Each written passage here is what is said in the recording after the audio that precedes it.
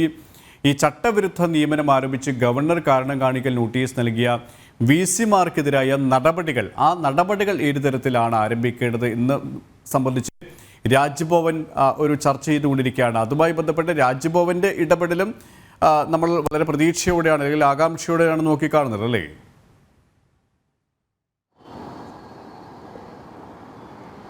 തീർച്ചയായിട്ടും 11 വിസിമാർക്കാണ് 2022 ചട്ടവിരുദ്ധമായി നിയമനം നടത്തിയെന്ന് കാരണം കാണിക്കൽ നോട്ടീസ് ഗവർണർ നൽകിയതിൽ 7 വിസിമാർ സ്വമേധയാ ഒഴിഞ്ഞു പോവുകയോ അല്ലെങ്കിൽ അവരുടെ കാലാവധി കഴിഞ്ഞ് പുറത്താവുകയോ ചെയ്തിട്ടുണ്ട്. ഇനി പ്രധാനമായും 4 വിസിമാരുടെ വിഷയമാണ് രാജ്ഭവനിലെ ഗവർണറുടെ മുമ്പിൽ ഇരിക്കുന്നത്. ഇതിൽ ഈ ശ്രീനാരായണ ഗുരു ഓപ്പൺ സർവകലാശാല വൈസ് ചാൻസലർ മുബാറക് പാഷ ഗവർണർക്ക് നേരത്തെ തന്നെ രാജിക്കത്ത് നൽകിയിരുന്നു. ഈ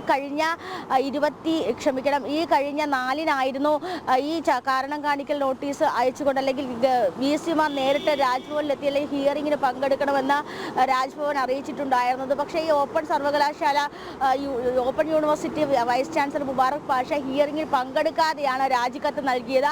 അപ്പോൾ ഏത് ഘട്ടത്തിലാണ് ഇത്തരത്തിൽ രാജിക്കത്ത് നൽകേണ്ട സാഹചര്യം ഉണ്ടായതെന്നൊരു ചോദ്യം ഇപ്പോഴും രാജ്ഭവൻ ഈ ഓപ്പൺ സർവകലാശാല വിസിയോട് അറിയിച്ചത്. അതുപോലെ തന്നെ മറ്റ് 3 വിസികൾ, അതായത് കാലിക്കറ്റ് സംസ്കൃതം ഡിജിറ്റൽ സർവകലാശാല വിസികളിൽ കാലിക്കറ്റ് സർവകലാശാല വിസിക്കും അതുപോലെ തന്നെ സംസ്കൃതം സർവകലാശാല വിസിയും ഒക്കെ ഈ ഹിയറിങ്ങിൽ പങ്കെടുത്തിരുന്നു. സംസ്കൃതം സർവകലാശാല വിസി ഓൺലൈനായിട്ടാണ് പങ്കെടുത്തുന്നത്. അപ്പോൾ ഇതിലൊക്കെ ഈ ഹിയറിങ്ങിൽ പങ്കെടുക്കുന്ന സമയത്തും ചട്ടവിരുദ്ധമായിട്ടല്ല സർവകലാശാല വിസി സ്ഥാനത്തായിട്ട് വന്നിട്ടുള്ളതും തങ്ങളെ നിയമിക്കുകയായിരുന്നു.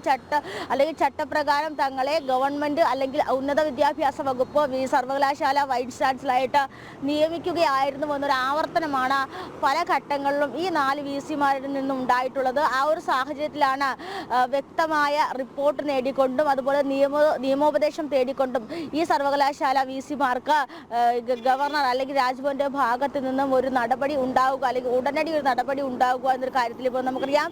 ഈ സർവകലാശാല വിസി നിയമനവുമായി ബന്ധപ്പെട്ട് സംസ്ഥാനത്ത് കഴിഞ്ഞ 2 വർഷമായിട്ട് വലിയ രാഷ്ട്രീയ കോളിളക്കങ്ങളുണ്ടായി. സർവകലാശാല വിസി വിഷയം സംസ്ഥാന സർക്കാരും ഗവർണറും തമ്മിലുള്ള നേർക്കുനേർ പോരിനൊക്കെ കാരണമായിട്ടുണ്ട്. ആ ഒരു സാഹചര്യത്തിൽ ഈ കേസ് പല ഘട്ടമായിട്ട് ഹൈക്കോടതിയിൽ പോയിട്ടുള്ള കേസാണ്. ഹൈക്കോടതിയിൽ പോകുന്ന സമയത്താണ് ഇത്തരത്തിൽ ഹൈക്കോടതിയുടെ ഒരു ഇടപെടൽ ഉണ്ടാവുന്നത്. ഏത് സാഹചര്യത്തിലാണ് സർവകലാശാല വിസിമാർ ഇത്തരത്തിൽ ഏതായാലും കേരള രാഷ്ട്രീയം തന്നെ ഉറ്റുനോക്കുന്ന 2 വാർത്തകൾ, അതിൻ്റെ സംഭവവികാസങ്ങൾക്കായി വളരെ പ്രതീക്ഷയോടെയാണ് എല്ലാവരും കാത്തിരിക്കുന്നത്. ടിൻഡു ദാസാണ് തിരുവനന്തപുരത്തിൻ്റെ വിശദാംശങ്ങൾ.